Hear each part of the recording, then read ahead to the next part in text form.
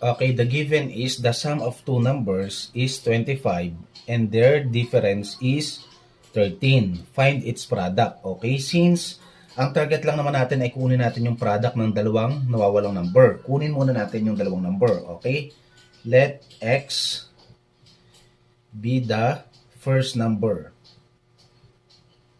Okay, next, let y be the second number. Okay, so meaning the sum of two numbers x plus y is 25 and their difference is 13. Okay, as we can see, mas malaki yung x dito. Okay, be the first number and bigger number. Okay, nakabuo ngayon tayo ng system of linear equation in two variables.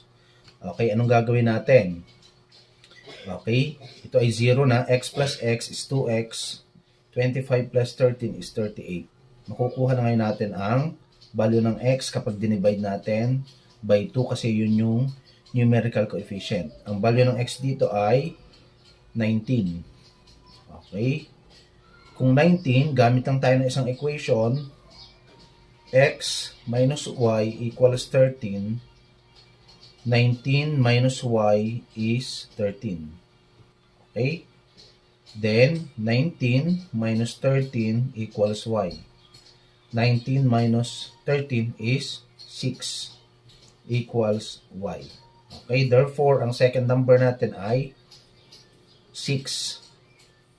Ang tanong sa question, ano daw yung product? Find its product. Okay, multiply lang natin. 19 times 6. That is 54. 6, that is 11. So, meaning, ang product natin ay 114. Okay, ang product natin 100.